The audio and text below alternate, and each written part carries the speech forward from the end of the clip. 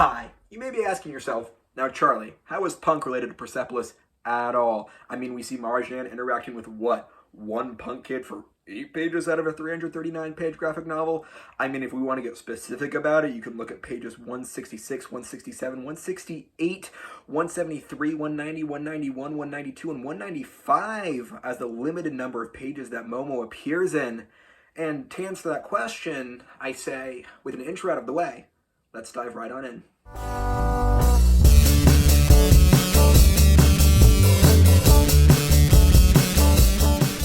So the origins of the punk rock movement can actually be traced back to the US, Detroit and New York City specifically. In the late 60s and early 70s, punk was characterized with its bands having little to no formal musical training and innovative rock, which laid the groundwork for punk later on.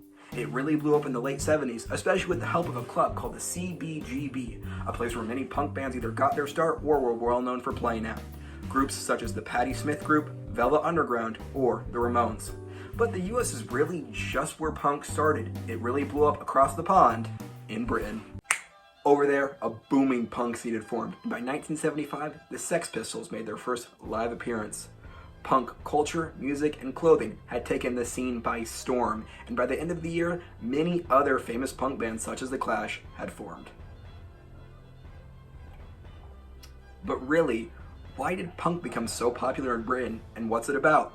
Well, in the mid-70s, Britain had gone through a recession, and there was also great political unrest about foreign invaders. Britain went from a country of well-being and wealth to one of poverty and unrest. The youth saw their parents lose their jobs and the government being unable to deal with it. So what did they do? Well, simple. They rebelled. Thanks, Charlie. Now I'm currently looking at the forecast for punk ideologies. First and foremost, it seems real anti-establishment and anti-status quo. Punk seeks to challenge the norm and thrive on the unacceptable by wearing extreme clothes and styles, wearing swastikas and upside-down crosses for shock value, and hanging out in public spaces so someone could see them.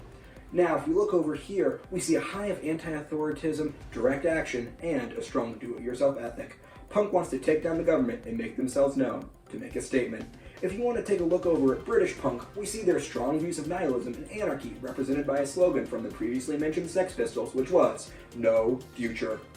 Now let's take a step back, because anarchy seems intense. Let's see what the forecast is for anarchy. We hear the term anarchy, which comes from the Greek language and means without a ruler. We commonly associate it with chaos. However, this is not what anarchism entails. Indeed, anarchism rejects hierarchy and all forms of coercive authority, but in its place, it advocates the ordering of society based on cooperation and volunteer participation. While most ideologies seek to tell us what authority and rule should look like, anarchism is unique that it rejects both rule and authority. That's a direct quote from this website. I'm not that smart. Basically, anarchism says we don't need government, we can form our own little society. Just do it yourself. The idea of anarchy was actually greatly popularized by someone we see Momo idealizing in the book, that man being Bakunin. But before we get to Bakunin, let's go to Charlie for the sports. Huh? Oh, it's good. Back to you, Charlie. Ha! That guy's a riot. Thanks, Charlie. In other news, is Tracin currently asleep? Find out after Bakunin. Bakunin was a Russian revolutionary who was against capitalism and class inequality, even though he was born into Russian nobility. He was strictly against private property and believed in equal opportunity for all. How did he seek to achieve this?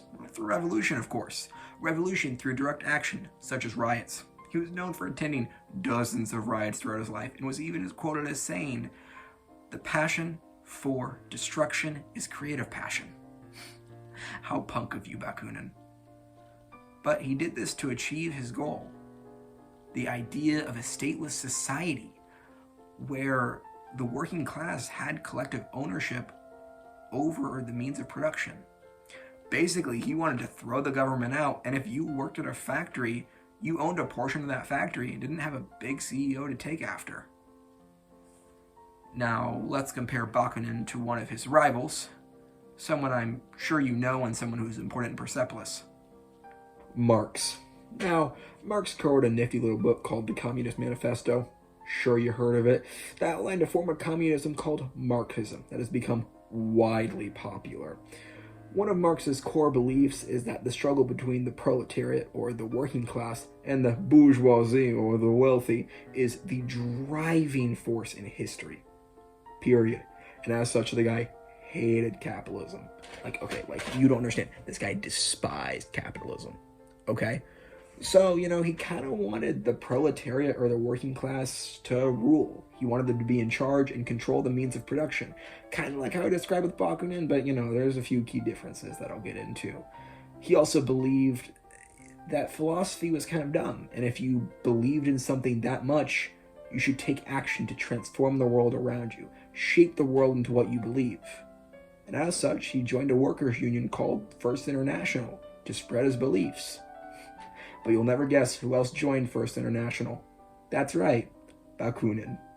First International was a workers' union in Europe that started in 1864 that both men, Bakunin and Marx, had joined. The club often discussed workers' unions' rights and ideologies and all that stuff, but Bakunin, being Bakunin, formed his own secret little group that discussed his ideologies and what would be better. Of course, this formed slightly a divide amongst First International, especially between the people that backed Marx and the people that backed Bakunin, as both of each other would counter each other's writings and ideas.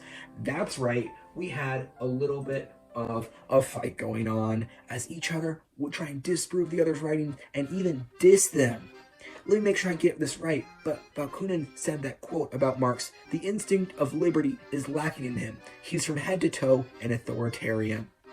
While Marx countered by saying that Bakunin was, quote, "a man devoid of all theoretical knowledge." I know. This disagreement was over how to eliminate capitalism and the bourgeoisie. While they both wanted the proletariat to rule, Marx wanted the proletariat to form their own government and have the working class rule. He wanted to reform the government, while Bakunin countered by asking if the proletariat ruled, wouldn't they want someone to rule over? And if that happened, he wasn't down with that. He wanted to completely abolish the government. And due to these disagreements and arguments, First International basically pulled it. This town ain't big enough for the both of us, and it split, causing major political divides that can still be seen and felt throughout Europe and the rest of the world till today. Punk history, culture, music, Bakunin, the British. We've covered a lot in the past 8 minutes. And you know what? I'd like to thank you for joining me. So before I go, I'll play myself out.